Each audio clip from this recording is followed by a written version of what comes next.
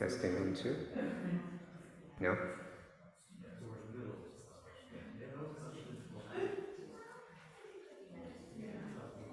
Okay, let's not worry about it. Okay, you got it? Okay.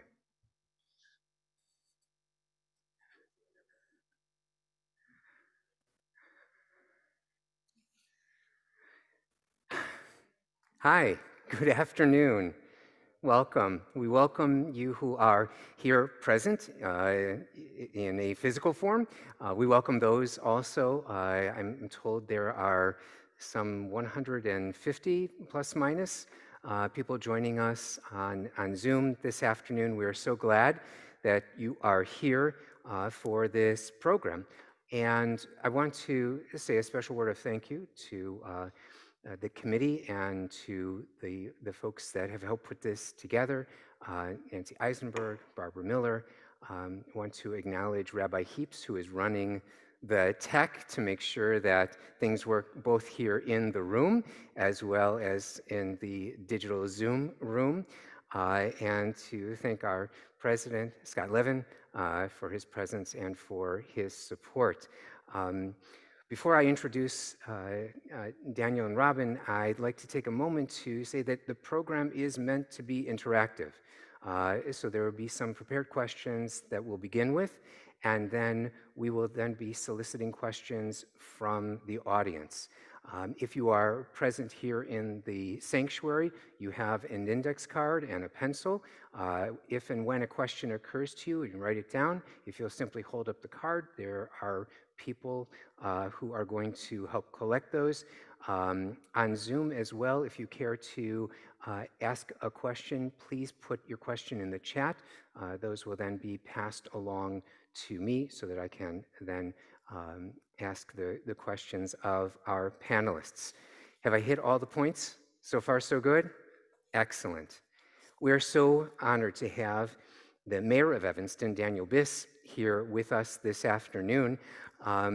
He grew up in Bloomington, Indiana, and moved to Illinois after completing his bachelor's degree at Harvard University and his PhD in mathematics at the Massachusetts Institute of Technology, which are requirements for becoming the mayor of any particular city, right? All of the above. It is, and at the age of 25, he joined the University of Chicago's mathematics faculty. What isn't a part of this particular bio is the incredible musical family from which you come. And I just thought it was really wonderful that you grew up listening to music, inspired by music, and hopefully continuing to this day and to enjoy the music of your family and of others. It was while teaching in the early days of the Iraq War that Daniel was compelled to involve himself in his community. He began to work as an organizer, building support for progressive candidates and ideals. And through that work, as Daniel became more familiar with the critical issues facing his community, our community, he decided he had to do more, and he ran for office. And as a true community organizer, he came to Temple Jeremiah to meet with me in my study many years ago at the very beginning. I think I had more hair and less gray. You certainly had less gray when I first met you. Daniel was elected to the Illinois House of Representatives in 2010, and in 2012 he ran for the Senate, where he represented Evanston in the 9th District for 6 years until his run for governor. During this time in state government, Daniel developed a reputation for forwarding pragmatic and progressive solutions to policy problems, covering a wide range of issues. He earned numerous recognitions for his work, including the Alzheimer's Association Illinois Legislator of the Year Award and the Richard J. Fallon Profile and Courage Award from Planned Parenthood Illinois Action, and the designation of one of Crane's Chicago 40 Under 40. Daniel passed historic, yes, 40 under 40? No, I understand that. But not that far away from it, he passed historic legislation that led to a ban on the so-called LGBTQ conversion therapy, the creation of groundbreaking first-of-its-kind retirement security program, and the protection of residents from inappropriate police surveillance using drones and other invasive technologies. Daniel and his wife Karen, an assistant professor at National Louis University, moved to Evanston in 2006. when Karen began a graduate program at Northwestern. They live there in Evanston with their 2 children who attend Evanston Public Schools. Robin Rue Simmons is the founder and executive director of First Repair, a newer, right? And when did it come into existence? June of last year, very new. Not-for-profit organization that advocates for local reparations nationally. She is the former 5th Ward Alderman for the city of Evanston, where she led, in collaboration with others, the passage of the nation's first and only municipal-funded reparations legislation. She was born and raised in the 5th Ward of Evanston, where I also did a lot of my growing up, in Southwest Evanston. She laid the foundation for her life's work in 1998 when she became a residential real estate broker. Troubled by the wealth disparities and concentrated poverty she witnessed locally and saw in other urban communities, she wanted to help young adults begin to build wealth through home ownership. As an entrepreneur, she launched and operated multiple businesses, including a bookstore in the 5th Ward that also offered free after-school programming, and a construction company in Evanston that employed Black tradespeople, developing dozens of affordable houses funded by the Illinois Neighborhood Stabilization Program.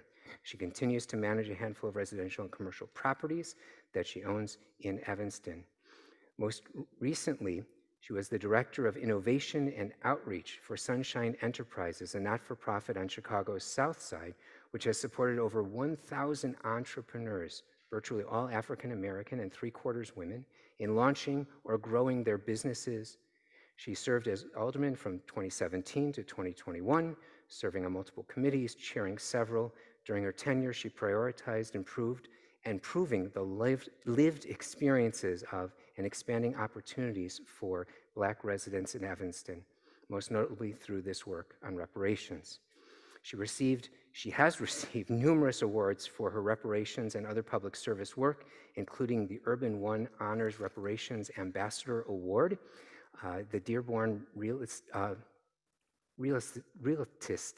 Board's Vernon Jarrett Legislative Award, and the Democratic Party of Evanston Liz Tishdale Award, among many, many others. She's been featured in numerous national and international publications, on television and radio, and in podcasts for her work on local reparations, including the New York Times, Washington Post, National Public Radio, The Guardian, ABC's Nightline, and CNN. Robin attended the University of Nevada, Las Vegas, where she majored in communication. She has 2 grown children and 1 grandson. Oh my gosh, oh my gosh. And perhaps most notably, she is an avid double Dutcher and recently joined the 40-plus Double Dutch Club on Chicago's South Side. I've never seen that in a biography. Thank you. So what I'd like to do is begin our conversation just with, for you, Robin, let's begin at the very most basic level. What are reparations? How does this differ from social welfare programs? Reparations. You need to use. Thank you. Yeah. You can hear me okay? Is it pushed? Okay. There you go. Perfect.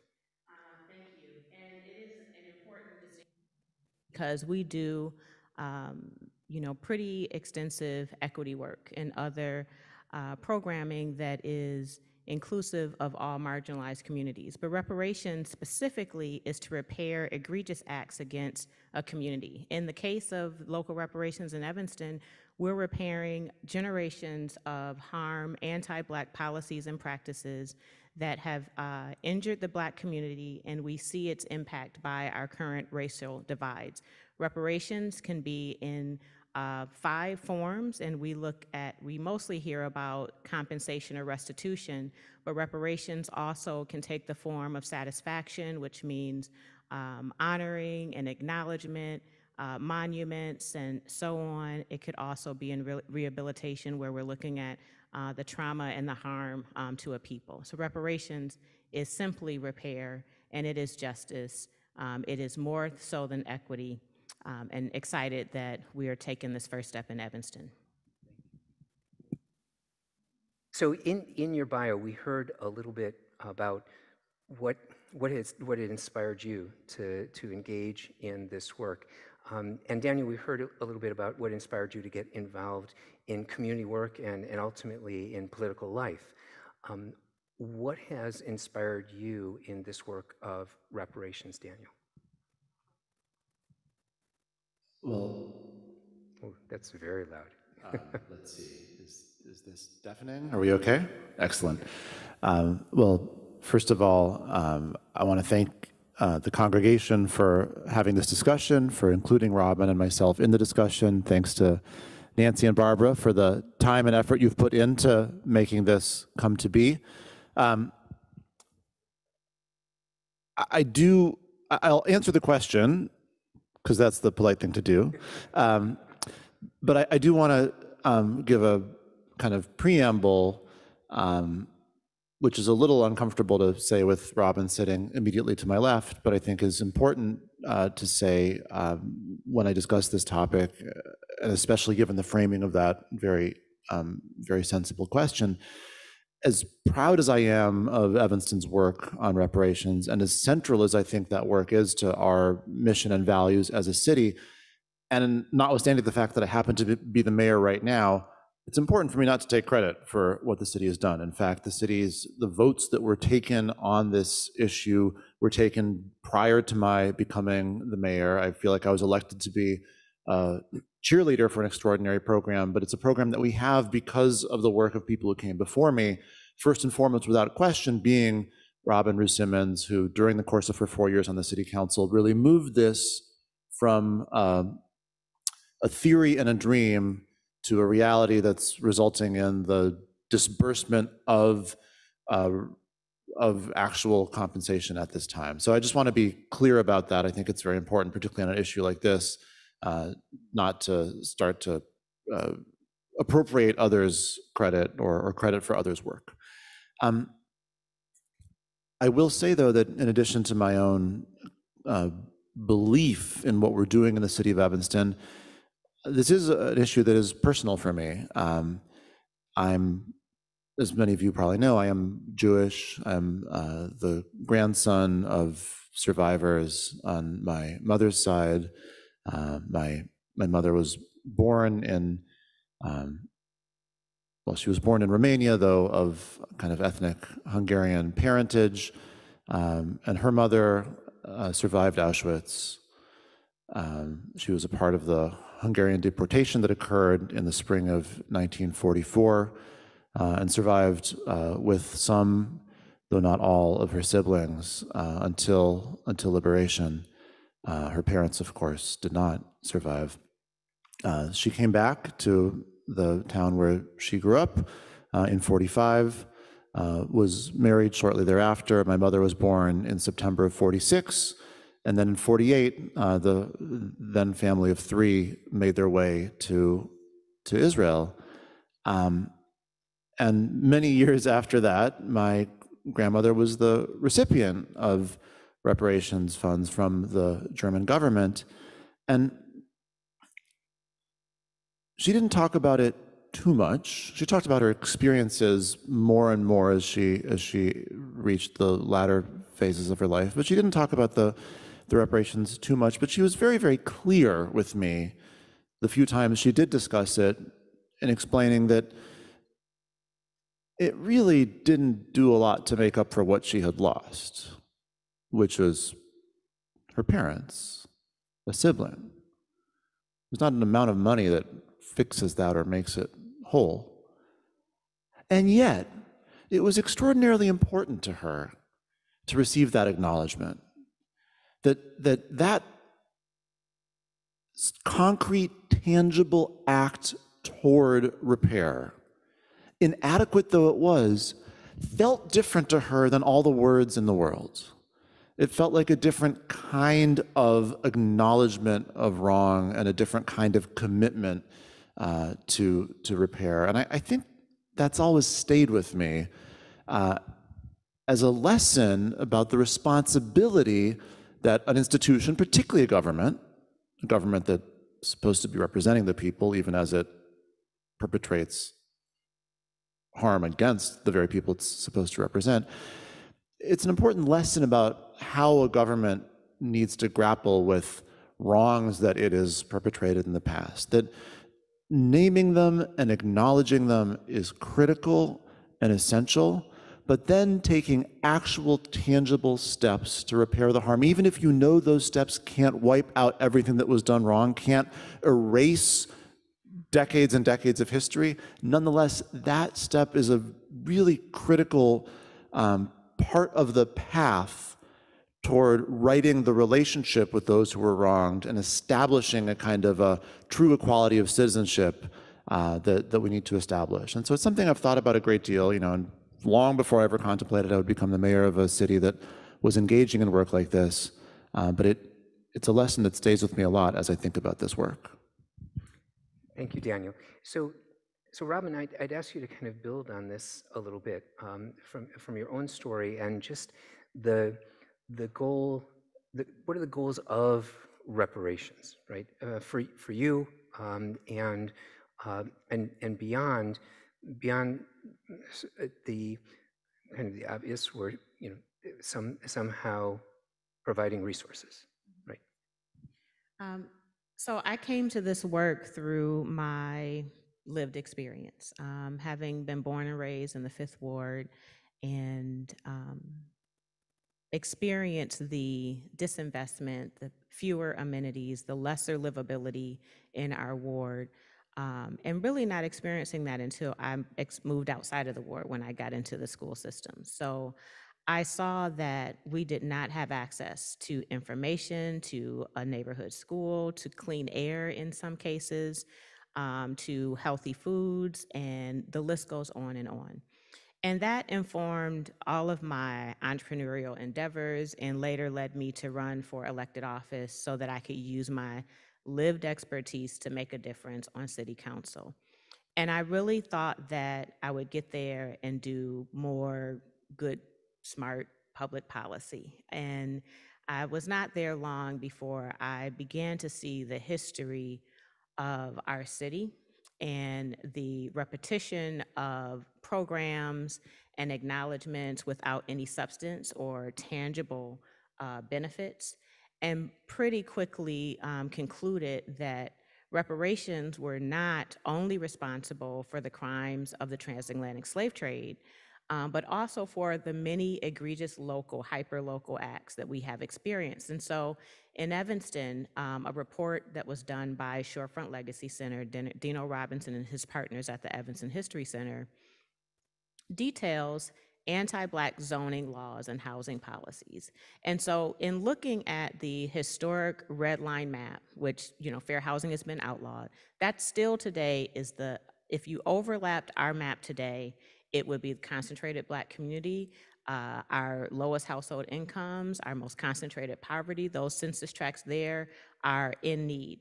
And that's when I drew the conclusion that reparations were due for contemporary harms against the Black community. And so in 2019, I began a legislative process with many, many other leaders locally and nationally to drive us to where we are now, which I have to state as well, as encouraging as it is, if we were complete and this was the end of the program and we had no other commitment beyond the $10 million in this first remedy, it would be woefully inadequate based on the harm. But it is an important step. It is an actual acknowledgement. It is tangible. And we have a lot of work to do. And that's one thing that we're learning. And you had a second part to your question. What was it? The second part was that in talking about the goals beyond, that is what repair looks like. Right. And so I love that question, because when I made the introduction in February of 2019, I really didn't know. I didn't go in prescribing what redress looks like. I knew that we had harm. We had to uncover what was specific harm. We're not righting the wrong of the transatlantic slave trade in Evanston. We're not even righting the wrong of redlining, which is often we're noted for doing redlining work. We're doing specific Evanston work. And I'll say that the community really led us through a process. Through public meetings, we asked 3 simple questions. What forms of reparations do we want to see in Evanston, the Black community? How might we fund it and who should qualify? Those were the 3 questions of the community meetings. And we received feedback that, I wouldn't say to my surprise, but as much talk as there is about a cash benefit for reparations, it was housing, education, free tuition at Northwestern, Black History Museum, cultural sort of programming, health, trauma-infused care, police reform. I mean, the list went on and on and on. And so to me personally, and I think I'm careful not to prescribe for even our own city because it's the Black community's work to do. It is certainly a portfolio of benefits, direct and collective. So it would be, in our case, we've started with housing. It would be housing. It would be access to business support. It would be access to education. It would be some form of compensation. And so the other thing that's important to note is we should not be alone in this reparations discussion. HR 40 was introduced in 1989 and pretty much has languished in Congress until recently last year it passed out of judiciary for the first time ever. And so we need to, while we are fighting for, at a local level, repair, we need to also support our congresspeople. Congresswoman Jakowski supports HR 40, has a long time, Senator Dick Durbin, Senator Tammy Duckworth. But we need to recognize that this is a responsibility of the entire community, the faith community. That's why I'm so glad that you have engaged in this work. The business community, different industries, various institutions in Evanston are accomplices to our race gaps that we have in Evanston and should be beginning the reparations discussion. And so while we have, international eyes on us for what we're doing, there simply is no single program or no form of Evanston budget that would allow us to address reparations properly. We need everyone to participate, every level of government, the state of Illinois, the county. So reparations looks like a portfolio of benefits that is coming from multiple levels of government and various institutions. Yeah. Thank you. So you referenced HR 40.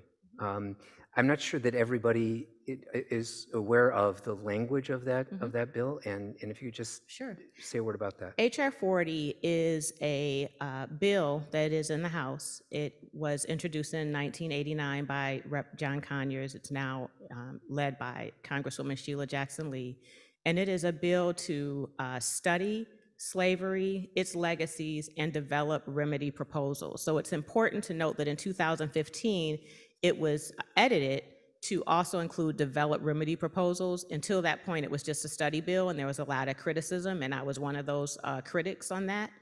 And that's what the bill is. It currently has 196 co-sponsors in the House. It has 20 yes votes. It has the support to pass out of the House, and there's a Senate companion bill, S40, not likely to pass there, but we believe that it will pass in the House and we'll have an executive order for HR 40. I believe that'll happen. Thank you. Thank you. We know there's opposition to even the word reparations, right? And can you talk, and I guess, Daniel, I'll ask you first to talk about the opposition. As you said, you came into office and this was already a fact for Evanston. And so I'll ask you both, but Daniel, if you begin to talk a little bit about the opposing positions. Well, this is one of these situations where, we in Evanston like to think of ourselves as very special and very unique. And I think this is one of those situations where maybe we're right. So on a national level, and perhaps this would be the case if reparations were to be proposed by the Northfield Village Board, I don't know. But on the national level, when reparations are discussed, the opposition tends to be a kind of a philosophical disagreement with the idea, right? And the criticism is some form of, well, now hold on, yes, wrong was done, but why is it my responsibility to fix it? That was done a long time ago. That was done by my ancestors. That was done by somebody else's ancestors. And is it really my job to be on the hook to fix it. You hear a lot of that nationally, and I think actually that until recently was a clear majority view in this country. I always remind people that it was not so long ago when the 2020 Democratic presidential primary occurred, and there was a lot of candidates who took a lot of positions on a lot of issues. Most of them were hesitant to explicitly say, hey, I support H.R. 40, which now, as Robin indicates, has the co-sponsorship of almost all the Democrats in the House and the support of almost all the rest of the Democrats in the House, and so forth. So things have turned dramatically, but that's still a kind of contested and I would say controversial question on the national level. And I would just say, I feel really, really strongly about this. I think that criticism misunderstands our collective responsibility, our collective citizenship. We have a responsibility as a country to engage in certain things that are morally obligated. And if we as a country accrued a debt, we have a moral responsibility to repay that debt. People don't have a credible argument to say, I shouldn't pay taxes to pay back bondholders because I wasn't born when the bonds were issued or because my parents immigrated here after the bonds were issued. No, we are part of this country. We are residents of it and citizens of it, and so we have a responsibility to contribute toward the repayment of our country's debts. And clearly, the harm that was done in the case of the national issue by the heinous crime of slavery and the transatlantic slave trade, it was a harm that incurred a tremendous debt that our country must repay, and therefore all of us have a responsibility to repay that debt. And I think, as Robin so eloquently laid out, there are plenty of institutions on the dramatically subnational level, whether they're states or cities or smaller towns or universities or hospitals or what have you, that on their own incurred a debt to the Black community by virtue of the harmful behavior that they engaged in. Those debts need to be repaid, and the moral obligation to repay them is not a finger pointing at a particular stakeholder, but simply a collective responsibility. So that's sort of on a national level, the kind of thing that I hear most often. The discussion in Evanston has been quite different, candidly. And there has not been I would say, vocal and organized constituency in Evanston that has said, hey, reparations are a bad idea, we shouldn't do this because after all, I wasn't here when that particular wrong was done and therefore I shouldn't be on the hook. Instead, what we have are a lot of people who say, listen, I support the idea of reparations, but I think this particular approach doesn't get it right. And certainly we listen to all of those points of view, we incorporate them. There's a Reparations Committee of 7 members, of whom Robin is one, that is in the process all the time of refining and designing the next phase of the program, and all of those concerns and critiques are incorporated into the thinking that goes into the program design. I think one of the great strengths that we have is we're doing this bit by bit. We've made so far a $10 million commitment to reparations in Evanston, but we've allocated $400,000 of those $10 million, 4%.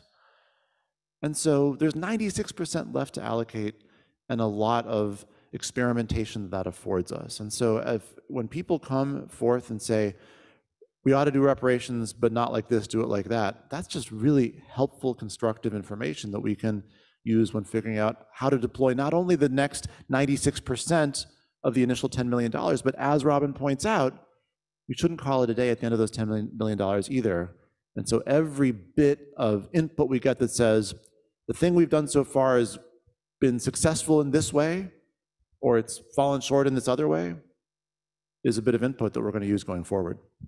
So Robin, in your experience in serving on the committee, is there a thread that runs through the critique that you can point to, or is there a critique that is most challenging to the program? Sure. So I'll say there's a lot of enthusiasm also. And there were over 600 that applied for our initial benefit. And we have selected and begun dispersing the initial benefits. But the theme of opposition is, in my opinion, it's the false debate, because any one benefit alone is not enough. And so instead of arguing we should not be doing housing, we should be spending our time working on how we do what is next, because everyone may not aspire to be a homeowner. Other folks may prioritize education. So the more productive use of our collective time as a community is to advance how we do all of these things, and not get settled in on the initial commitment and program. So the theme has been, from those that have been in opposition or have critiqued the program, is that a housing benefit is not, in their opinion, reparations. It's in fact reparations. We've been certified by NARC that it is reparations. We have been really mentored along in this process by legacy reparations organizations and institutions and academics and other thought leaders and so on. So it is in fact, but as a Black community, we have suffered a long time, and there is so much need for repair. And so I really don't think someone is wrong that says reparations for me is a check, cut my check. I'm not disagreeing that they're wrong, but we do have, this is a municipal reparation. There's only so much capacity. So I think that we, implement this initial program, we work to implement more programs, and then we work to expand not only the budget, but the commitment and also the partners, which includes community partners as well. Thank you. Thank you. I see that there are many, many questions coming in, and I want to make sure that we have time for those. I wanted to share, and I've been asked and kind of compelled in my role as a rabbi, as a teacher, to just also bring into the conversation what is, I wouldn't say the Jewish perspective, but a Jewish perspective on reparations, and particularly because we find ourselves in this period of time. We've just finished our celebration of Passover, which is a festival of redemption, of freedom. And we are in this period of time of counting days towards the festival of Shavuot, which is the festival during which we celebrate the giving and the receiving of Torah at Mount Sinai. And it's a 50-day countdown. The 50th day is Shavuot.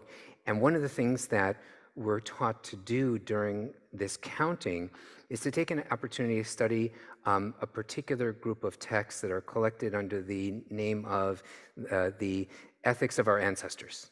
And one of those teachings is that we are not required to finish the work, but we are not free to abstain from engaging in it. And it seems like this is exactly the kind of work that our ancestors were talking about, because to think about finishing the work of it's so daunting that some people might say, you know what, we can't even, this is so monumental and so inconceivable of how we could ever repair this, right? I'm going to go watch TV. And that no, it's actually precisely because of that we need to engage in this work. And the story of the Exodus is a prototypical story of reparations. When our ancestors came out of Egypt, they did not come out empty-handed.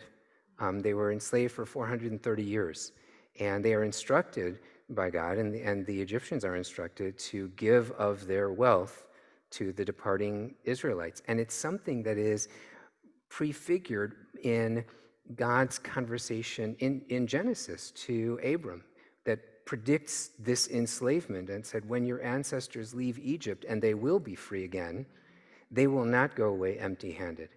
And this serves as a model in where the Torah does talk about slavery as a fact of economic life, but it's not meant to be slavery in perpetuity. That when that time of service, that indentureship is served, when that person leaves, you cannot let them go empty-handed. And so reparations is woven into the very fabric of our scripture and of shared scripture, of the Western traditions, of Islam, of Christianity, of Judaism. So when people talk about it, I think sometimes that gets lost. And as you said, we need the faith communities, all of them, to come together and be in support of this, as well as the business communities, as well as the political community.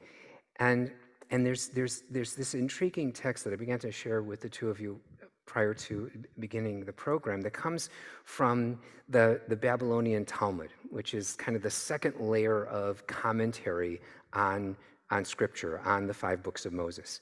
And the case is brought forward, and if you know nothing about the Talmud, it is absolutely a collection of world-class arguments and debates without necessarily clear conclusions, right? That it's left to subsequent generations to draw conclusions from the argument that takes place. And the argument takes place between two well-known teachers, first-century teachers, who one is Hillel, and he's kind of known as the warm, fuzzy, the compassionate teacher, and Shammai, his foil, who is a bit more rigid and by the book kind of a teacher. And the case comes before them. What do you do when a house is built with a stolen beam? Right? What's the responsibility of the homeowner? What's the responsibility of the community in that case? And Shammai, who's the rigid, by the book guy, says, well, it's obvious. You have to return the beam. And so you have to take down the house, get that beam, and give it back to the person from whom it was stolen. And Hillel says, wait a minute, no. He says, for the sake of the peace, the shalom, the well-being of the community, you calculate the value of the beam, and you return that value to the person from whom the beam was stolen. And again, for me, it seems like this is exactly what we're talking about, right? We can't truly restore, but we can repair in a certain way the damage that has been done. And the homeowner didn't, in the case that's cited, was not necessarily the one who stole the beam. And yet his house is built with the stolen beam. He's still responsible, even though it was the contractor or it was somebody who was his supplier and he didn't know about it, and all of those things that could be held up as a defense of saying this is not on me. You have to go after the contractor. You have to go after whomever the supplier is. That it's clearly the responsibility of the homeowner. And so, for us as a community to understand that this is not just a one-time event that happened for our ancestors thousands of years ago, but it continues to inform how we are supposed to behave in our lives when we see something that is, as you talked about, Daniel, that is morally wrong. We are not free to turn away from that. And no matter how difficult it might be, no matter how contentious, that we are still responsible for doing that repair.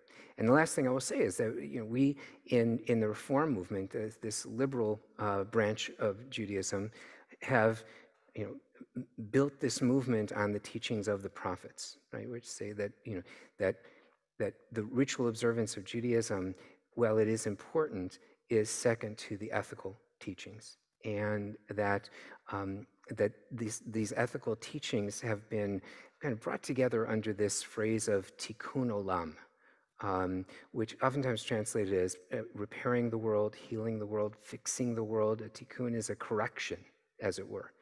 And that if we're being true to that ideal, this is clearly a correction that in which we need to engage. And so I want to give the opportunity for questions that have come forward from the audience who is physically present, from those who are, wow, okay.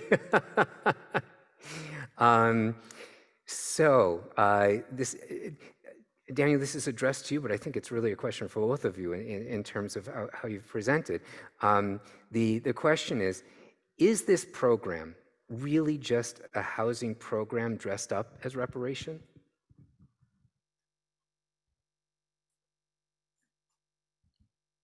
Well, out of respect for the questioner, I'll lead off by answering since it was directed at me, but I think it's important for Robin to speak to this one as well, if you're willing. My own posture has been to do as much listening as I can, as opposed to didactically declaring, hey, this counts as reparations, whereas that other thing doesn't. As Robin indicated, there were a lot of community meetings, a lot of input, a lot of discussion that led to the design of this particular program, and then a tremendous amount of enthusiasm to participate in the program once it was up and running, which I think is telling. But if you're going to force me to give my own answer, I would hearken back to something else Robin mentioned earlier, which is a housing program that isn't reparations, however much its implementation may advance the cause of equity, is one that anybody is eligible to apply for, whether or not they were the victim of a harm that was perpetrated by the city in the past. Right? If you set up a new affordable housing program, nobody has to demonstrate that the city wronged them between the years of 1919 and 1969 in order to qualify. This program, on the other hand, is one for which eligibility is limited to those who were concretely harmed by the city. And for that reason, from my own point of view, it can't really be characterized as anything other than a program to repair harm, because that's literally what it is. Not much to add, but it is in this case, direct benefit that acknowledges the harm of the city and begins the process to repair those that were directly harmed or their descendants. So, and it also was a recommendation from Black community stakeholders that were engaged. It also is reparations. So it is not a housing program. It is in fact reparations. And I think that's all I can say about it. No, thank you. And there was a follow-up question, but I think it might have been answered by both of you. What percentage of recipients lived in Evanston during the original time frame before 1969? Am I correct in hearing that it's 100%? Yeah, so the eligibility requirements are having been Black and lived in Evanston between 1919 and 1969, or you can qualify as a direct descendant. And so it is an Evanston-centered reparation initiative. So this question is about the stipulation of how money can be spent, right? I have it underlined here. Some critics say that reparations should not be restricted, right? And so do you care to comment, Robin? Sure. And Daniel as well? Sure. And so we are a municipality. So taxation is out of our purview. You know, there are many things that are outside of our purview. So we have some parameters in which we have to work with. Even though we're a home rule municipality and so on, we have this heart and will to do it. We still had to do it within a legal framework. And so we have a very committed legal department that's run by Attorney Nicholas Cummings, and we have outside legal experts that have been supportive in us framing the legal sort of criteria. And you know, although I wish we could give everyone Black in Evanston, you know, $1 million or whatever it is, I mean, we have to do it within our purview and within our capacity, and also in direct correlation to the harm. And so why our city has been able to move something beyond, you know, rhetoric and aspirational and an acknowledgement is because we have a narrowly tailored reparation remedy that is in direct correlation to the harm. And so I do believe that over time we'll uncover other specific harms and we can expand our commitment, but right now that's the framework in which we're able to work in. Yeah. So I guess this also follows, and it might be answered a bit by your response of what legally you can do as a municipality. The question is, and it might have been said that the money is coming. That $10 million is of the original I guess, amount decided is from the tax on cannabis.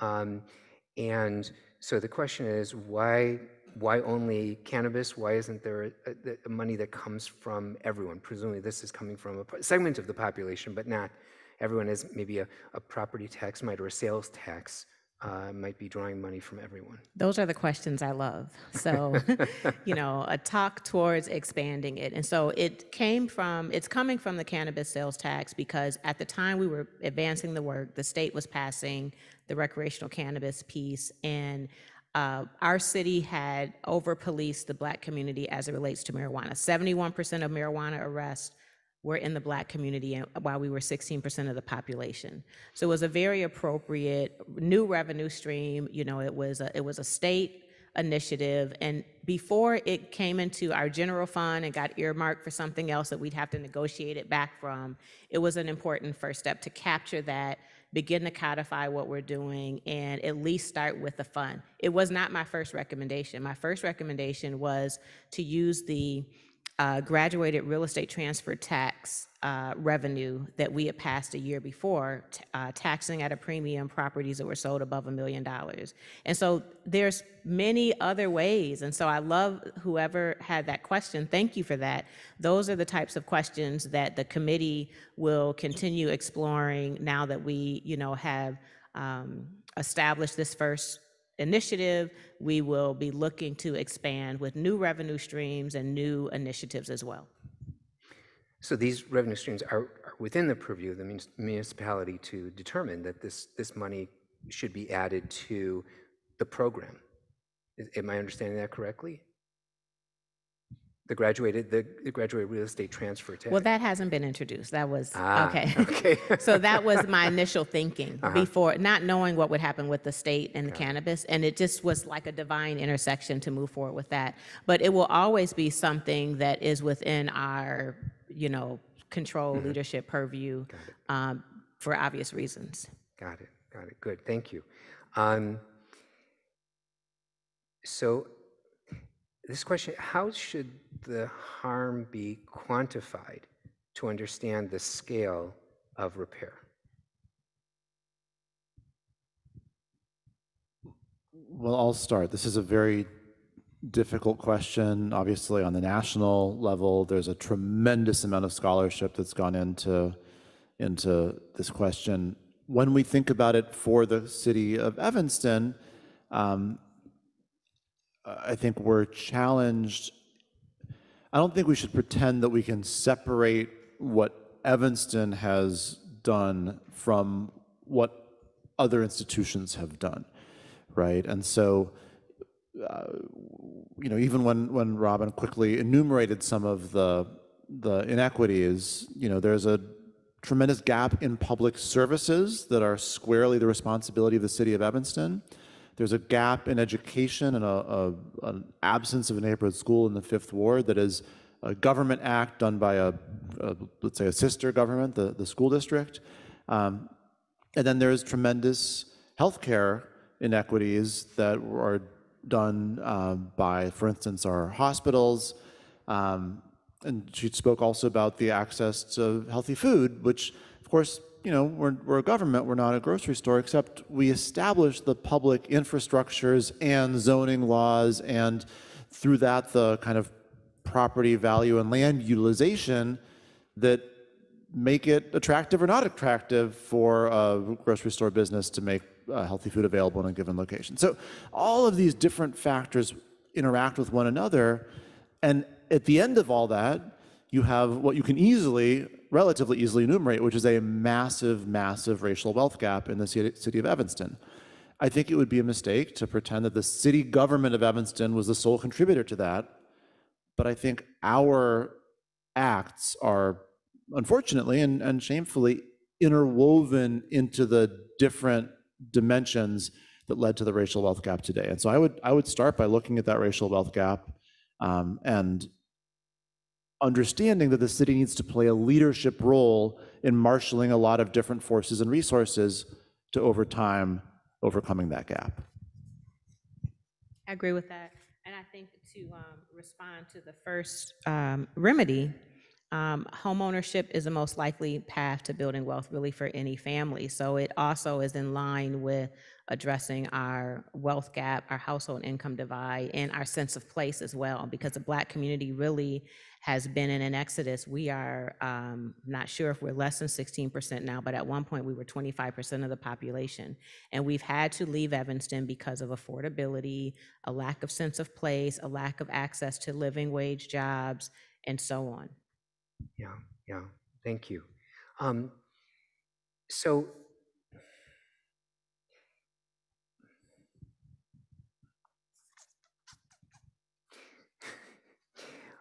I'm, this speaks a little bit to the text that I quoted, that that even though we can't finish the work, that doesn't give us permission to cease from engaging into it, engaging with it. So the question is, will reparations ever be complete? And what would that look like? So I guess, for both of you, it's looking into the crystal ball and imagining that time. It's almost, kind of asking, what is the Messianic age going to look like? But at least, that for you, in measuring the success of this program, and even not necessarily its completion, but what does that look like, and what is, what I would add to this is, what in your mind is there a time frame that seems achievable with what has already started? So, one thing that I have certainly learned over the last few years now of really doing this work full time is that reparations is a complex process. Yeah.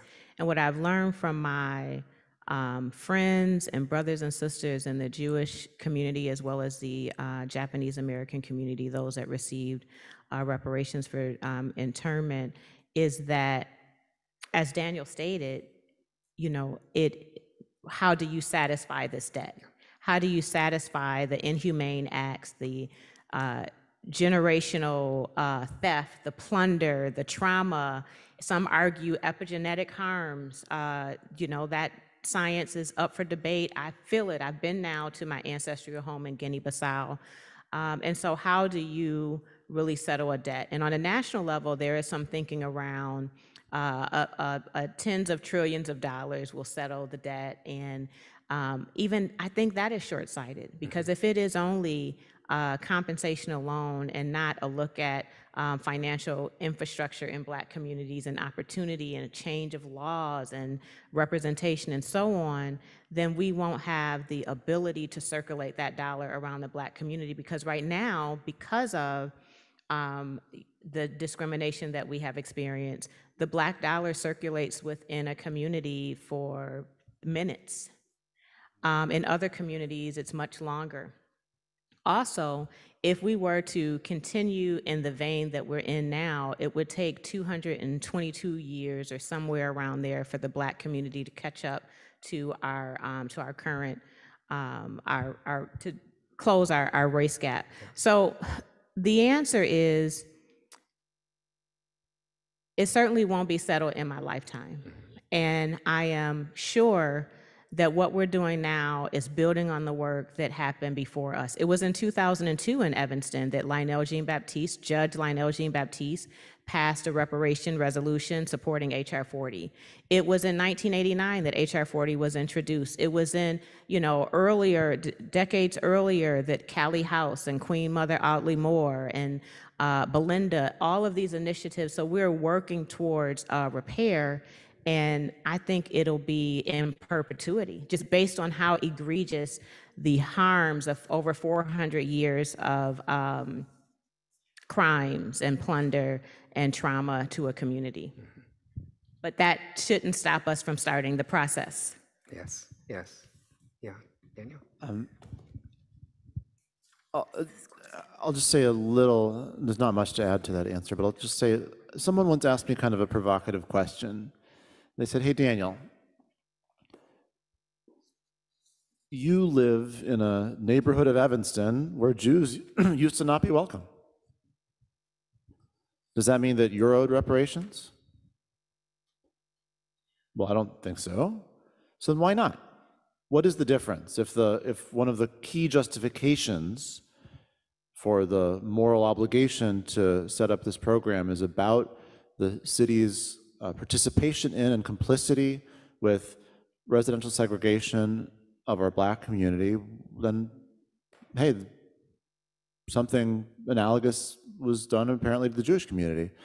And the fundamental difference is that there is not, at this moment in American society, a residue of that act that is felt across the life of Jewish Americans. That didn't leave us with a massive religious wealth gap, with a massive religious education gap, with a massive religious health gap. There is anti-Semitism in America today, unfortunately, there's no question. But the truth of the matter is that if you run experiments where you send identical resumes of job seekers, one of whom is portrayed as Black and one of whom is portrayed as white, you see a massive gap. It's harder to get a job as an African American today than it is as a white person, and that gap doesn't exist in religion. And so it's not only the bad act that was done in the past, it's the harm that was perpetrated in conjunction with a whole bunch of other deeply egregious harms that together created a system of oppression that exists today. And to me, the number of how many years it's going to take is not a question I can answer, but the question I can begin to answer is the work of repair is over when the system of oppression has been dismantled and its residue is gone too. Mm-hmm. Those inequities and gaps in all these different critical areas of life have been eradicated. Then we can talk about whether we've completed the work. Thank you. And we've touched on different areas where we can see how the enslavement and the transatlantic slave trade, how that the vestiges of that continue to exist. The Jim Crow laws, we haven't talked specifically, but you've identified within Evanston what are the areas that are a result of and continue to exist. And I'm wondering if you wanted to expand a little bit more on that to help us understand that what reparations need to address. We talked about it a bit with housing, and give that opportunity. Sure.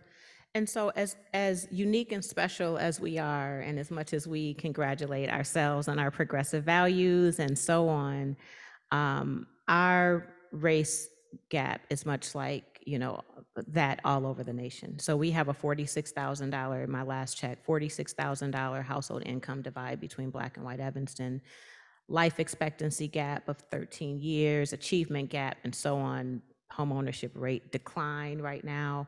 And so I believe that, I'm sorry, what was the question? So in helping people, one of the arguments is slavery happened right, got it. so long ago, and okay, aren't we? Yes. Haven't we closed that chapter? Why are we still talking about this for the people who are living in this moment? Right. And so in Evanston, we have, as I mentioned, over policing issue. As great as we are at community policing and so on, our statistics and our data shows that we're over policing in the Black community. In addition to that, of course, we had a Jim Crow era in Evanston. We had zoning laws that zoned areas in the predominantly Black community, commercial and other types of zoning that limited, as Daniel mentioned, like a financial institution, a bank. Like, it really dictated and informed our lack of access to amenities and the sort of business infrastructure that we need to thrive and be a sustainable community. So we you can look at the national race gaps and you can apply it in Evanston. Maybe not as severe. I know I just spoke in Boston a week ago, and they had a $200,000, household income gap between their Black and white communities. And so we're not that extreme, but nonetheless, it is a value. It was a city council value. Equity was a city council value. It's a value in most of our institutions in town, and one that we have the ability to begin to address at every level. And so we're doing what we're able to. We need to improve and expand and so on, but we need to respond to each of these areas. And if you look at the list of recommendations that came from the Black community, it's really speaking to all the institutions in town, not just the city of Evanston. It's speaking to our healthcare systems and so on. It's speaking to our zoning and our planning and our infrastructure in the Fifth Ward, and so access to everything. And we believe that we're seeing more support and more engagement from institutions in town. Not nearly enough, not nearly soon enough, but these types of opportunities to share will help us get there. Yeah. So I want to throw out something a little provocative from the text that I was looking at, and to get the response. Because one of the things you said, Robin, is you'd love to have be able to give everybody $1 million.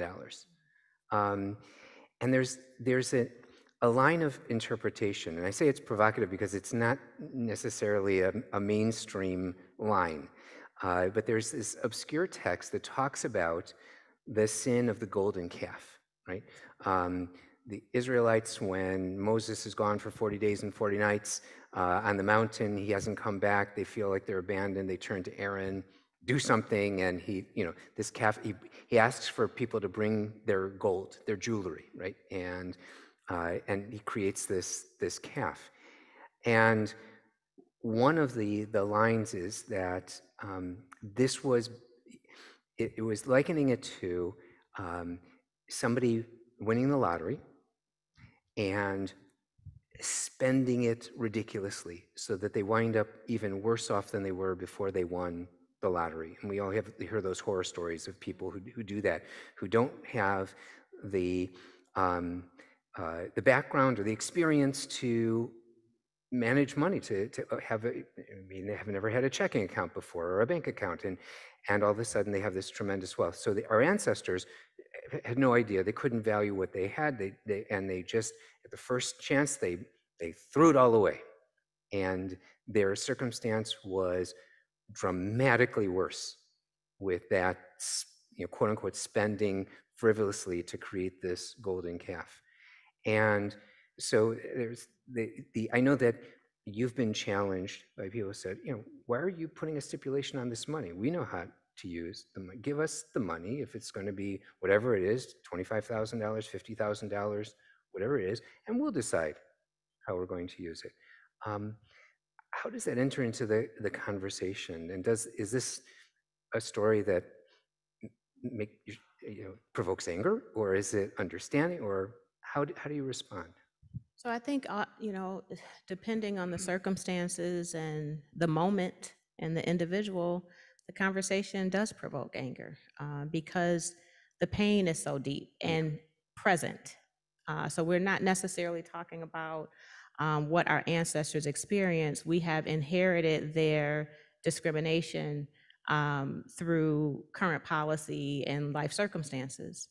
So, in that case, it's very difficult. Yeah. Mm-hmm. Yeah. I don't think I have anything to add on the direct front of reparations. I think Robin spoke to it perfectly. I would just add that zooming out even beyond the issue of reparations, I think there's a growing belated acknowledgement that we made a terrible mistake in this country really since the Reagan era to take that story too seriously. And there was a focus on saying, you can't trust people with money. We'll set up 8 million different programs. So this person qualifies for some food assistance. This person qualifies for some energy assistance. Some other person qualifies for some housing assistance. we'll set up 8 million different bureaucracies to determine who is eligible for what and make sure that all of those different benefits are distributed, but we just can't trust people with money. And what that did was it made it much harder for people to access benefits. It made the benefits that people were given much narrower, and it harmed a lot of people. And there's a shift occurring back, and in fact, Evanston is part of a growing number of communities that's participating in a guaranteed income program, which specifically says, we trust people with money. We think that the problem of poverty is that people don't have enough money, and so we're going to try to solve it by giving them some money. And we trust poor people with money just as much as we would trust rich people with money, if not more. And that doesn't mean that people don't squander money sometimes. Poor people and rich people alike squander money sometimes. But I think the lived experience of having tried to be so careful never to give someone a benefit they might squander has led to a dramatic overcorrection that's really hurt a lot of people. I just want to add that in Evanston, there was never any discussion on no cash benefit because we don't trust that the Black community. It was what we were able to do within our legal framework and taxing obligations of a compensation. But that's also why I think it is all hands on deck, because if we were to, in the case, give cash benefits, and then our Black community has to go to a predatory lender and buy, packaged unhealthy foods in the neighborhood and be traumatized by police terror or over policing and so on, how much was that benefit? And so the sort of comprehensive approach to repair is one that I embrace more so than any single benefit. Thank you. Thank you. I so appreciate the time that you devote to making your community better, making people better, and providing a wonderful example for other communities to engage in this work more deeply than they have in the past, and hopefully will continue to do in the future. We as a congregation have tried to learn as much as we can, and to take that learning not only into direct service work that we've done, but also into advocacy work as well, to become better advocates, to become stronger voices, and recognizing as a community, we have a much stronger voice than as individuals. And so this is a shameless plug for our congregation. We have a social justice program, and for those of you who are participating, both present here in the sanctuary and on Zoom, there are ways to add your voice to ours. Our social justice, our website of templejeremiah.org has a social justice page. You can sign up for updates, for text updates on what's happening, what the current legislation is that we're working on, and that you continue to follow and find out what's happening with HB 40 and S 40 and how we can continue to push for ratification of this legislation, among other platforms that we have at our congregation. This is, as you heard at the beginning, a part of a larger program on anti-racism and how we can not only that we can engage in this work together. And so I'm, again, so very grateful to all who have signed on this afternoon, to those who are present this afternoon. Very grateful to the work that Nancy Eisenberg and Barbara Miller have put in to putting this program and others together. And on behalf of Temple Jeremiah, Mayor Biss, Robin, we are just so grateful to your spending this time with us, and we please know that you have support, you have allies here at the congregation to continue this work together. So thank you. Thank you. Thank you very much.